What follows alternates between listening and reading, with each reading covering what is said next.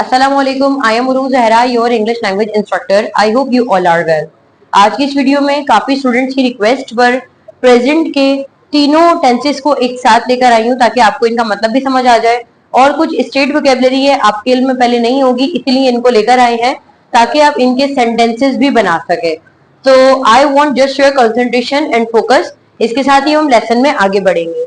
पहले हम state vocabulary का जिक्र करते हैं।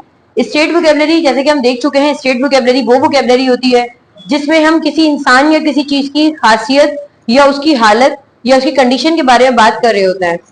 तो सबसे पहले हमारे पास है रोटन फूड। रोटन फूड का मतलब होता है सड़ा हुआ खाना, यानी ऐसा खाना जो खराब हो जाए उसको हम रोटन फूड कहते हैं। इसके बाद है स्कॉर्चर डे। स्कॉर्चर डे का मतलब होता है शदीद गर्म दिन। ऐसा दिन जो शदीद गर्म हो, ऐसे दिन को इंग्लिश में हम स्कॉर्चर डे कहेंगे या फिर इसको हम सनी डे भी कह सकते हैं, लेकिन स्कॉर्चर डे ज्यादा बेहतर है। इसके बाद है विटी। विटी का मतलब होता है एक ऐसा इंसान जो बहुत ज्यादा ज़हीन हो, तो ऐसे इंसान को हम विटी कहते हैं।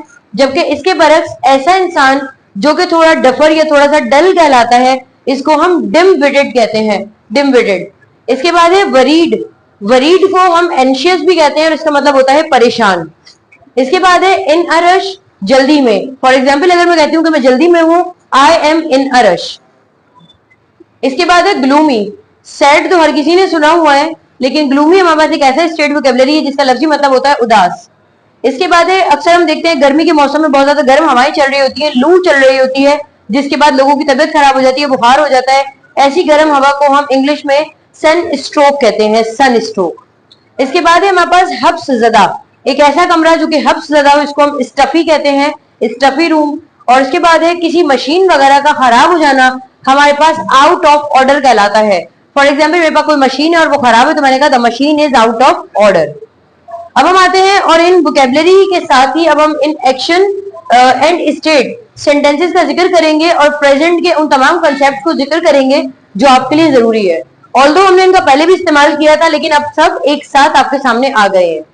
सबसे पहले हमने एक देखा है प्रेजेंट में प्रेजेंट सिंपल। जब भी लफ्ज सिंपल आएगा वहीं पर आपके ध्यान में ये क्लिक कर जाना चाहिए कि सिंपल का जो टेंस है ये हमेशा दो में क्लासिफाई होता है। एक प्रेजेंट सिंपल स्टेट है, दूसरा हमारे पास प्रेजेंट सिंपल एक्शन कहलाता है। प्रेजेंट सिंपल एक्शन की एक पहचान ये है कि जब भी हम इनके जुमले बनाते हैं इंग्लिश में, जब भी हम सेंटेंसेस बनाते हैं, तो यहाँ इज एम आर नहीं आता। आप कभी ये नहीं कहते कि I am like to go there.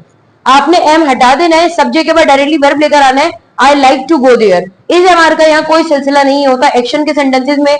और हमने यहाँ एक रूल ये डिस्कस किया था कि नेगेटिव बनाने के लिए आपने यहाँ डू नॉट या डज नॉट को क्रिएट करना होता है। तो डू नॉट हमारे पास किन किन के साथ आता है हम देख लेते हैं। आई वी यू दे के साथ हमारे पास डू नॉट आता है, जबकि ही शी और इट के साथ हमें डज नॉट से बात बनानी पड़ती है। आई वर्क, मैं काम करती हूँ। आई डू नॉट वर्क, मैं काम नहीं करती हूँ। क्या, मैं काम करती हूँ। यहाँ पर जब क्या आ गया तो स्टूडेंट्स बड़ा परेशान हो जाते हैं कि लफ्ज क्या के लिए मुझे वॉट लेकर आना चाहिए, तो यहाँ वॉट नहीं आएगा। आप डू पहले नहीं आए, डू आई वर्क। बिल्कुल ऐसे ही है, मैंने कहा कि कोई लड़की है और वो काम करती है, शी वर्क्स। वो लड़की काम नहीं करती है, शी डज नॉट वर्क। क्या वो लड़की काम करती है, डज शी वर्क। तो हमने यहाँ पर ये बात देखी कि आई वी यू दे के साथ हम नेगेटिव डू नॉट से बनाते हैं, जबकि ही शी इट के साथ हम डज नॉट से नेगेटिव बनाते हैं। अब इसके बाद हम देखते हैं कि प्रेजेंट सिंपल एक्शन है और एक्शन हमारा खत्म हुआ। अब हम आ गए प्रेजेंट सिंपल स्टेट में। स्टेट के सेंटेंसेस आपको नाम से ही अंदाजा हो रहा है, ये मेरा ऐसा टेंस कहलाता है जिसमें किसी इंसान या किसी चीज की खासियत के बारे में बात होती है या उसकी हालत के बारे में बात होती है कि कोई चीज कैसी है। फॉर एग्जाम्पल मैं एक तालिब इल्म हूँ, आई एम ए स्टूडेंट। मैं एक तालिब इल्म नहीं हूँ, I am not a student. क्या मैं एक तालिब इल्म हूँ, एम आई ए स्टूडेंट।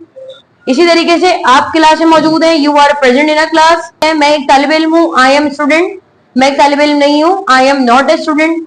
क्या मैं एक तालिब इल्म हूँ। बिल्कुल ऐसे ही जब लफ्ज क्या आ जाता है तो हेल्पिंग वर्ब पहले आ जाता है। हमने प्रेजेंट सिंपल एक्शन की बात की थी तो वहां पर डू या डज पहले आ गए थे क्या के लिए। अब यहाँ स्टेट की बात है तो एम पहले आ जाएगा। क्या मैं एक तालिब इल्म हूँ, एम आई ए स्टूडेंट। अब मैंने कहा आप लोग क्लास में मौजूद हैं, you are present in a class. आप लोग क्लास में मौजूद नहीं है, you are not present in a class. क्या आप लोग क्लास में मौजूद हैं, are you present in a class. इसी की तरीके से लिखा हुआ है दे आर लायर, कि वो लोग झूठे हैं। वो लोग झूठे नहीं है, दे आर नॉट लायर। तो हम देख सकते हैं present simple action and state का फर्क इतना है कि ऐसा काम जिसके आखिर में हमें लग रहा है जुमले के अंदर सुनने में ये पता चल रहा है कि एक्शन की बात हो रही है, कि कोई काम होता है वो हमारा प्रेजेंट सिंपल एक्शन से आता है, जबकि कोई इंसान या कोई चीज कैसी है वो हमारा प्रेजेंट सिंपल स्टेट से आता है। मिसाल के तौर पर मैं पानी पीती हूँ, ये प्रेजेंट सिंपल एक्शन का जुमला है कि मैं पानी पीती हूँ, आई ड्रिंक वाटर, और मैंने कहा ये पानी है, इट इज अ वाटर। तो आई होप आपको यहाँ तक ये बात समझ आई है। इसके बाद हम नेक्स्ट सेंटेंस की तरफ चलते हैं और ये दोनों बिल्कुल ऐसे ही हैं, जल्दी से कॉन्सेप्ट को भी क्लियर कर लेते हैं हम। Present progressive. प्रेजेंट प्रोग्रेसिव का मतलब होता है कि कोई काम अभी जारी है, जबकि प्रेजेंट सिंपल एक्शन का मतलब क्या था कि कोई काम सिर्फ होता है और अब यहाँ होता है से हम आ गए हैं कि अब इस वक्त काम हो रहा है। They are enjoying the weather. वो लोग क्या कर रहे हैं, वो लोग मौसम को एंजॉय कर रहे हैं। तो यहाँ प्रेजेंट प्रोग्रेसिव की खास बात यह है कि जब भी इज एम आर आते हैं वहां पर आईएनजी फॉर्म आती है। तो they are enjoying the weather, वो लोग मौसम एंजॉय कर रहे हैं। वो लोग मौसम एंजॉय नहीं कर रहे, they are not enjoying the weather. क्या वो लोग मौसम को एंजॉय कर रहे हैं, are they enjoying the weather. मैं पढ़ा रही हूं, आई एम टीचिंग। मैं नहीं पढ़ा रही हूं, आई एम नॉट टीचिंग। क्या मैं पढ़ा रही हूं, एम आई टीचिंग। लेकिन एक्शन में आ जाता कि मैं पढ़ाती हूं, आई टीच। मैं नहीं पढ़ाती, आई डू नॉट टीच। क्या मैं पढ़ाती हूं, डू आई टीच। तो एक्शन एंड प्रोग्रेसिव में बहुत फर्क होता है। स्टूडेंट सबसे ज्यादा गलतियां present simple and present progressive में कर रहे होते हैं, तो आपने इसका ख्याल रखना है। इसके बाद हमने डिस्कस किया था कि प्रेजेंट परफेक्ट प्रोग्रेसिव हमारे पास वो टेंस है कि जो प्रेजेंट प्रोग्रेसिव का थोड़ा सा एडवांस है। ऐसे जुमले जहां पर इज एम आर के बाद आईएनजी फॉर्म आती है वो मतलब देते हैं कि काम हो रहा है। यही मतलब आपको यहाँ पर भी मिल रहा है कि काम हो रहा है, लेकिन इज एम आर की जगह यहाँ पर हैव बीन या हैज बीन आ जाएंगे, जबकि वर्ब की फोर्थ फॉर्म सेम रहती है। यहां देख लेते हैं हैव बीन हैज बीन किन किन के साथ आएंगे।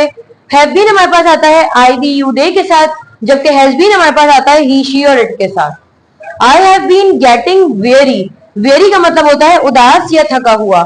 अब मैं यहाँ कह रही हूँ I have been getting very, मैं यहाँ ये भी कह सकती थी कि आई एम गेटिंग वेरी, मैं अभी उदास हो रही हूँ, आई एम गेटिंग वेरी। लेकिन अगर मैंने कहा कि I have been getting very, मैं एक बहुत टाइम से उदास हो रही हूँ, बहुत कुछ देर गुजर गई है, मैं उसके बाद से उदास हूँ, I have been getting very.